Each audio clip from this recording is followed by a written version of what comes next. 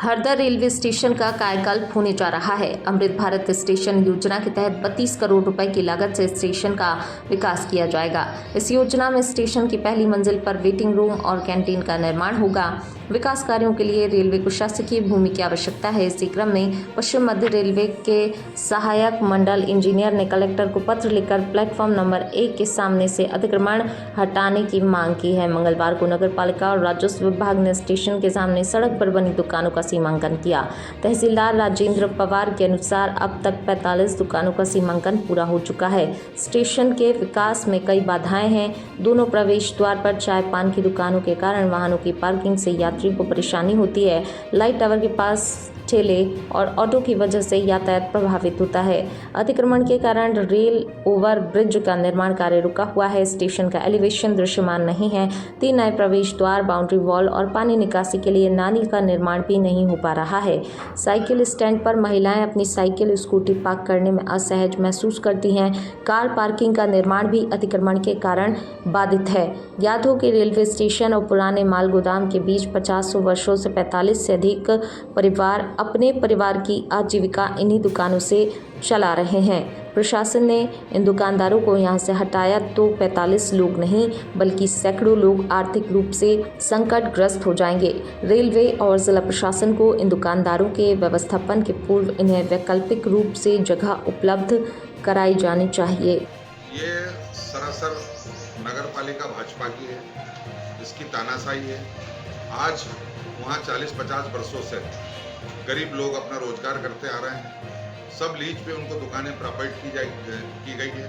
उसके बाद भी नगर पालिका वहाँ तानाशाह करके और आज उन गरीबों का रोजी रोटी से मोहताज करने जा रही है। ये एक तरह से बहुत गलत कार्य है और इस योजना को टोटल इसको बंद करके और इन गरीबों के साथ ऐसा अन्याय नहीं होना चाहिए। ताप्ती बेसिन मेगा रिचार्ज परियोजना हमारे देश के खोजी और अन्वेषण प्रिय अभियंताओं की भूगर्भीय जल संचय हेतु ऐतिहासिक पहल है, जिसके लिए 30-35 वर्ष तक भूवैज्ञानिक कभी ताप्ती कछार का बजाडा जोन तो कभी सतपुड़ा की तलहटी में जल रिसर्व पर अपने अपने प्रयोग कर खोजी धर्म का कर्तव्य निर्वहन करते हुए ताप्ती नदी के कछार में परियोजना की कल्पना को साकार करने में सफल हो सके हैं। जल प्रबंधन की दिशा में उठाया गया ऐतिहासिक कदम है। परियोजना के माध्यम से वर्षों से जल संकट झेल रहे क्षेत्रों को नई उम्मीद मिली है। हमारे वैज्ञानिकों ने जिस दूरदृष्टि, शोध और तकनीकी नवाचार से इस योजना को साकार किया है, वह वास्तव में राष्ट्र के लिए गर्व की बात है। ये सिर्फ एक जल परियोजना नहीं बल्कि आत्मनिर्भर भारत की ओर बढ़ते हमारे कदमों की ठोस मिसाल है। जब विज्ञान, नीति और जन कल्याण एक साथ मिलते हैं तब ऐसे परिवर्तनकारी प्रयास जन्म लेते हैं। ताप्ती बेसिन मेगा रिचार्ज परियोजना इसी सोच का सशक्त प्रतीक है। ये बात ताप्ती बेसिन मेगा रिचार्ज परियोजना की सूत्रधार एवं विधायक अर्चना चिटनिस ने कही। मंगलवार को अर्चना चिटनिस ने ताप्ती तट पर स्थित बुरहानपुर जिले के ग्राम पंचायत तांदली के लिंगा गांव से मां ताप्ती को नमन किया, जहां इस योजना के संबंध में उन्हें ताप्ती पाट बंधारे विकास महामंडल महाराष्ट्र के अधिकारियों ने पहली बार प्राथमिक जानकारी दी थी और इस स्थान पर ताप्ती बेसिन मेगा रिचार्ज परियोजना का बीजारोपण हुआ, जहां से अर्चना चिटनिस ने इस कार्य को करने का बीड़ा उठाया। तत्पश्चात अर्चना चिटनिस की उपस्थिति में बुरहानपुर में पत्रकारों के समक्ष योजना का प्रस्तुतिकरण कर इसकी विस्तृत जानकारी से अवगत कराया गया। योजना की जानकारी तकनीकी विशेषज्ञ एवं पूर्व सूचना राज्यायुक्त वी.डी. पाटिल, ताप्ती कॉर्पोरेशन जलगांव महाराष्ट्र के कार्यपालन नियंत्री उत्तम दावड़े, जलगांव के अधीक्षक यंत्री यशवंत राव बडाने, बैकअप्स के मुकेश चौहान इंदौर ने दी। प्रेस वार्ता में महापौर माधुरी पटेल, जिला पंचायत अध्यक्ष गंगाराम मार्को, भाजपा जिला अध्यक्ष मनोज माने, पूर्व महापौर अतुल पटेल, वीरेंद्र तिवारी, प्रदीप पाटिल, राजेश चौहान सहित अन्य जनप्रतिनिधि और अधिकारी उपस्थित थे। एक प्रकार से बिना ईश्वर की कृपा के, बिना ताप्ती मैया के आशीर्वाद के, बिना इतने स्ट्रॉन्ग विल्ड पॉलिटिकल लीडरशिप के और बिना उन साइंटिस्ट्स के और इंजीनियर्स के जिन्होंने वर्षों तक इस पे काम किया, ये संभव नहीं होती। और सब कुछ भी करते तब भी ये सारी रिसर्चेस, ये सारी बुकलेट्स, ये सारे जो कुछ भी पब्लिशिंग हुई, रिकमेंडेशंस हुई, ये अलमारियों में पड़े रहते। अगर इस पर सतत काम करके हम यहाँ तक नहीं पहुँचते तो वो अन्य अनेकों लोग जो इस पर लगे आज उन्होंने अपना जीवन दिया, वो उनका जीवन देना सफल होने की परिस्थिति बनी है, क्योंकि हमारे मध्य प्रदेश के मुख्यमंत्री डॉक्टर मोहन यादव जी ने और महाराष्ट्र के मुख्यमंत्री देवेंद्र फडणवीस जी ने करीब 25-27 साल बाद inter state water control board की मीटिंग करी, उसके बाद MOU साइन करा। और जब दोनों स्टेट्स राजी हैं तो, और देश के प्रधानमंत्री जब हमारे मोदी जी हैं, तो हम तो बार बार इस बात को कहते हैं कि कोई समस्या हो, चाहे आसमान से होने वाले ड्रोन्स के डिस्चार्ज हो, है ना, और चाहे ज़मीन का रिचार्ज हो, हर समस्या का समाधान इस देश के पास है, क्योंकि मोदी जी हमारे प्रधानमंत्री हैं। और मुझे इसका यकीन है कि ये जब दोनों स्टेट्स एक साथ इस योजना को भारत सरकार के पास लेके जाएंगे, तो भारत सरकार न केवल स्वीकार करेगी, बल्कि भारत सरकार इसको अपनी पूरी गाइडेंस के अंतर्गत दुनिया के पायलट प्रोजेक्ट को मेरे बुरहानपुर में, अपने बुरहानपुर में ताप्ती के तट पर चरितार्थ करेगी। लागत तो कितनी ही 19,000 करोड़ से अधिक की लागत है आज की तारीख में इस योजना। और दोनों प्रदेश के कितने किसानों को लाभान्वित होगा और वाटर लेवल? लाखों किसानों को, न केवल किसान बल्कि उद्योगपति भी लाभान्वित होंगे। उद्योग को भी तो पानी लगता है ना, हर कोई लाभान्वित होगा ना। और एक बात जो बातचीत चर्चा में मुझे लगता है छूटी है कि आज बहुत सारा प्रॉब्लम एक ये है कि ग्राउंड वाटर कम भी हो रहा है और ग्राउंड वाटर पॉल्यूट भी हो रहा है, खार युक्त हो रहा है, उसमें ऐसे केमिकल्स आ रहे हैं जो हमारे उपयोग लायक पानी नहीं छूट रहा। ग्राउंड वाटर रिचार्ज से जो खार युक्त पानी है वो भी डाइल्यूट होते होते वो पानी की प्योरिटी भी बढ़ेगी, पेयजल बेहतर मिलेगा, इंडस्ट्री के लिए पानी मिलेगा और हमें पानी मिलेगा खेती के लिए भी। 3,55,000 हेक्टेयर से अधिक भूमि रिचार्ज होगी। ताप्ती मेगा रिचार्ज इस दुनिया की अद्भुत, अनहोनी, विशेष, एक प्रकार से एक पायलट प्रोजेक्ट है। वर्ल्ड लेवल पर ऐसा प्रोजेक्ट कहीं नहीं है। मैं तो इस योजना से जुड़ी हूँ 23 साल से, पर 1977 से लोग इस पे लगे हुए और सेंट्रल ग्राउंड वाटर बोर्ड ने इस पर 6 साल अध्ययन किया, तब रिकमेंड किया कि मेगा रिचार्ज स्कीम बनी जाए। और इस ऐसी योजना जिसकी एक्सेप्टेबिलिटी नहीं थी, जिसकी स्वीकार्यता ही नहीं थी, और आज उसकी फिजिबिलिटी भी आ गई है। आज उसको लेकर दोनों स्टेट्स ने और DPR भी बना ली है। आज उसका MOU भी 10 मई को हमारे मध्य प्रदेश के माननीय मुख्यमंत्री डॉक्टर मोहन यादव जी ने और महाराष्ट्र के माननीय मुख्यमंत्री देवेंद्र फडणवीस जी ने भोपाल आकर inter state water control board की एक औपचारिक बैठक करते हुए उसको सिग्नेचर किया। और अब मैं सोचती हूँ कि इस योजना के इम्प्लीमेंटेशन में अब देरी नहीं होगी। अब कोई शंका, कुशंका, रुकावट, कोई हर्डल कुछ भी नहीं है। अब तो ताप्ती मैया जो प्यार यहाँ हमें लुटाती है, परमात्मा ने हमें एक ताप्ती दी और ताप्ती मेगा रिचार्ज में लेफ्ट बैंक और राइट बैंक कैनाल के साथ में हम एक एनवायरनमेंट फ्रेंडली और एक प्रकृति की एक नेचुरल फॉल्ट का उपयोग करते हुए सतपुड़ा की तलहटी से अलोंग द फॉल्ट लाइन जो ये ताप्ती मेगा रिचार्ज योजना बनने वाली है, इससे जब तक मानवता रहेगी, जब तक धरती माँ रहेगी, तब 27 लाख साल पहले, लगभग 4.6 बिलियन ईयर्स पहले जब धरती बनी, तब जो डेक्कन और विंध्यन प्लेट के टकराने से जो फॉल्ट लाइन 200 किलोमीटर की क्रिएट हुई, उतनी लंबी चौड़ी फॉल्ट लाइन दुनिया में कहीं नहीं है।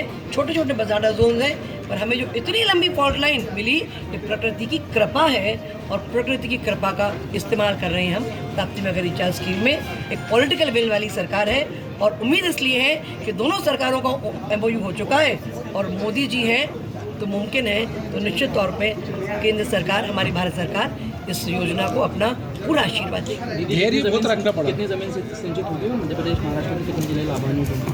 3,55,000 हेक्टेयर से अधिक ज़मीन इसमें रिचार्ज होने वाली है।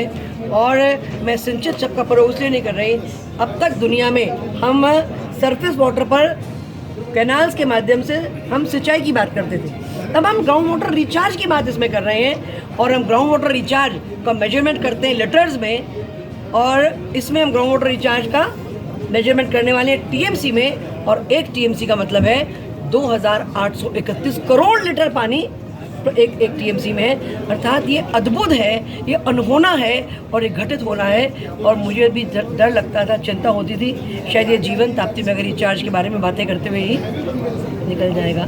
मैं अभिभूत हूँ कि ऐसी योजना जिसकी परिकल्पना करना, जिसको सबके गले उतारना इतना मुश्किल था, आज वो ज़मीन पर उतरने जा रही है। आपने 23 साल इंतजार किया, तो क्या लगता है आपको इतना नहीं, धैर्य इंतजार नहीं करा है। 23 साल बहुत मेहनत करी है, 23 साल सतत मेहनत करी है और सबने इसमें अपना अपना बहुत योगदान दिया है। जो आज दिख नहीं रहे लोग, जो आज अपने इसको लेकर अपनी योगदान के बारे में बात भी नहीं करने आ रहे हैं, ऐसे लोग इसके पीछे हैं, ऐसे साइंटिस्ट इसके पीछे हैं, ऐसे इंजीनियर्स इसके पीछे हैं। और मोहन यादव जी ने भी उस दिन हमारी पूर्व मुख्यमंत्री उमा भारती जी का नाम लिया कि प्रधानमंत्री मोदी जी के बनने के बाद में जब वे जल संसाधन मंत्री थी तब जल शक्ति मंत्रालय का नाम इस प्रकार से नहीं था।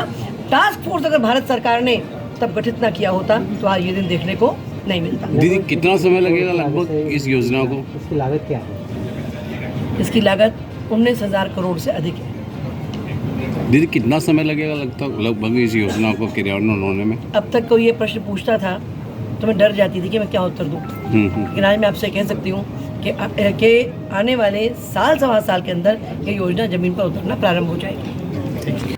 मध्य प्रदेश के मंत्री विजय शाह के बयान पर यूपी कांग्रेस अध्यक्ष अजय राय ने कहा कि मंत्री विजय शाह ने अपने बयान से देश की वीरांगना बिटिया कर्नल सोफिया कुरैशी का अपमान करके नारी शक्ति, देश की सेना के साथ साथ हमारी एकता पर भी चोट की है। ऐसे में मंत्री को तत्काल बर्खास्त किया जाना चाहिए।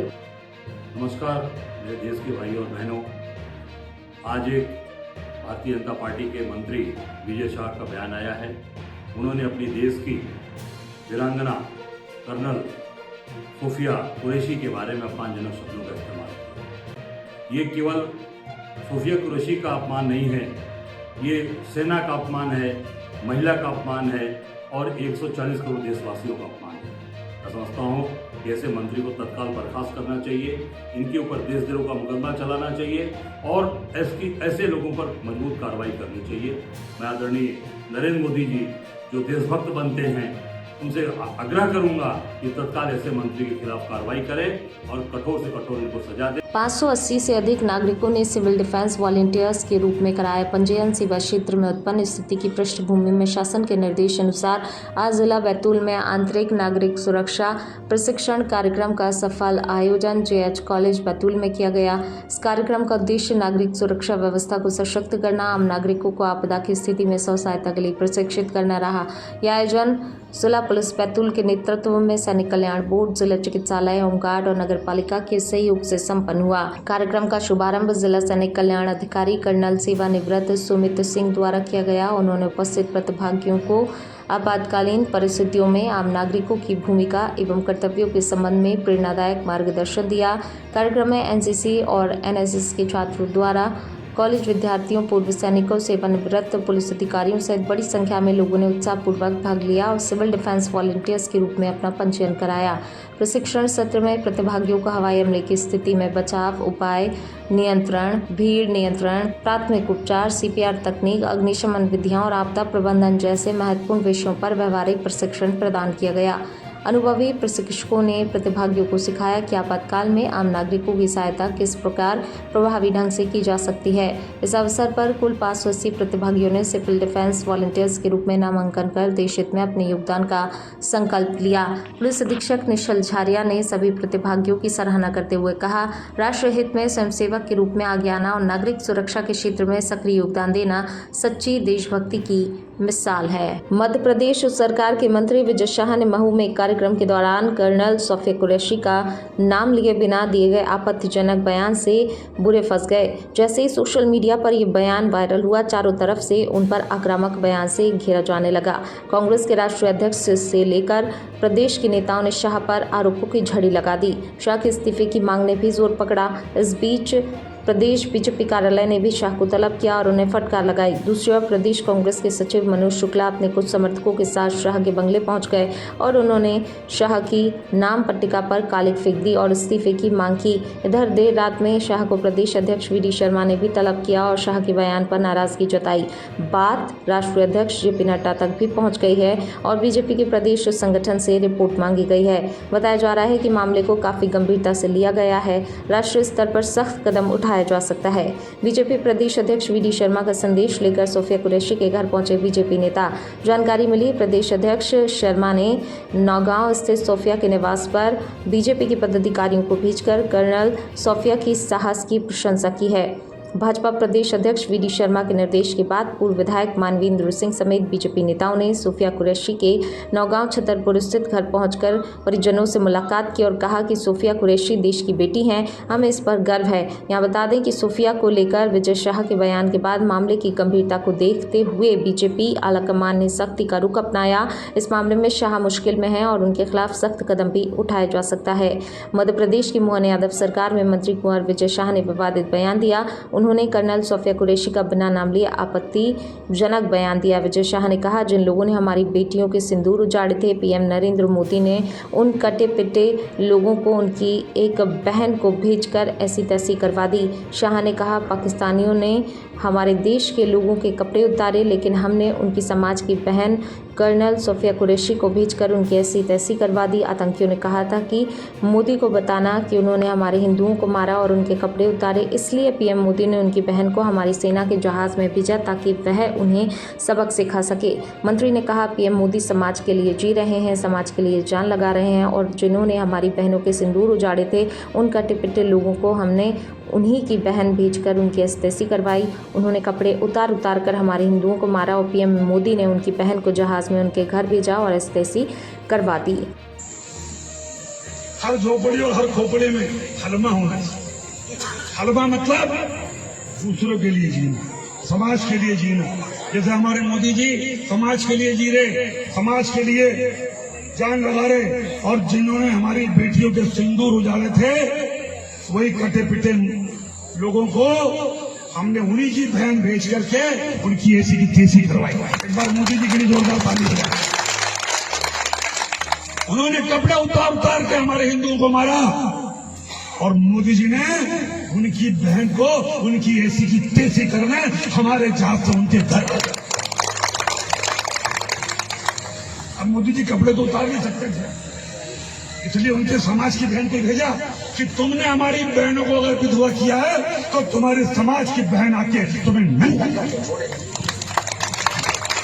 देश का सम्मान, मान सम्मान हमारी बहनों का सुहाग का बदला तुम्हारी जाति की समाज की बहनों को पाकिस्तान भेज करके अगर कोई ले सकता है, और उन्होंने कहा था घर में घुस के मालूम, घर में जमीन के अंदर गाड़ दूंगा। अगर आपने प्रधानमंत्री का भाषण सुना हो, जमीन के अंदर गाड़ दूंगा। अरे 3-3 मंजिल के नीचे आतंकवादी पाकिस्तान में बैठे थे। बड़े बम से पहले ऊपर का छत उड़ाया, फिर बीच की छत उड़ाई और अंदर जाके उनके परिवार की ऐसी की तैसी। ये सिर्फ 56 इसका सीने वाले। हमें गर्व है कि हमारे देश का प्रधानमंत्री नरेंद्र मोदी है और हम सुरक्षित हैं कि उसने S-400 लेके आया। और S-400 कब आई? जिसने पाकिस्तानी हमले को नाकाम किया। सब समझदार लोग बैठे। अगर S-400 नहीं होती तो सारी मिसाइल तुम्हारे शोरों के ऊपर गिरती और हमारे बाल बच्चे मर जाते, हमारे सैनिक कैंप खत्म हो जाते। ये कांग्रेस के लोग कभी आए तुम्हारे गांव में तो पूछना कि S-400 क्यों हुए, इधर देखेगा उधर देखेगा। अरे तुम्हारी सरकार रही रे भाई, देश आजाद होने के बाद 60 साल 65 साल तुम्हारे बापों की सरकार रही। ये तो 2018 में हमारा मोदी जी लाए कि देश सुरक्षित रहे, सम्मान से जिए। और ऐसे प्रधानमंत्री सोशल मीडिया ने हमारे बयान को, और वो बयान भी क्यों हुआ, कैसे हुआ, मैं आपको बतलाना चाहता हूँ। एक तो मिलिट्री की जो घटना, मिलिट्री वालों के भेष में आकर के, और उन्होंने जिस तरीके से हमारे भाई बहनों को उनके पिता के सामने, उनके माँ के सामने, बेटों के सामने कपड़े उतार के और धर्म पूछ के, और उनकी जिस तरीके से निर्मलता की हत्या की गई, उस दिन से मन विचलित है, दुखी है। मेरे पूरे परिवार में कई लोग मिलिट्री में रहे, पूरा मिलिट्री का मेरा बैकग्राउंड है। कई लोग शहीद हुए हैं, कारगिल के समय भी शहीद हुए हैं। और ऐसे दुखी मन से अगर भाषण देते हुए कोई बात अगर निकल गई तो मैं उसके लिए 10 बार माफ़ी मांगने को तैयार हूँ। सोफिया बहन जिसने राष्ट्र धर्म निभाते हुए जाति धर्म से ऊपर जाके हिंदुस्तान का नाम रोशन किया, वो बहन हमारी सगी बहन से ज़्यादा सम्मानित है। मैं उसको सलूट करता हूँ, मिलिट्री को और सोफिया बहन को। हम कभी सपने में नहीं सोच सकते कि उसके दिल में इतना सा भी कोई बात आए। फिर भी जो चल रहा है, मैंने कहा किसी समाज और धर्म को भी अगर मेरी बातों से चोट पहुंची हो तो मैं 10 बार माफी मांगने को तैयार हूँ। कांग्रेस हमलावर है, कांग्रेस कह रही है कि आपको इस्तीफा देना चाहिए। क्या कांग्रेस के बारे में कुछ भी नहीं कहना।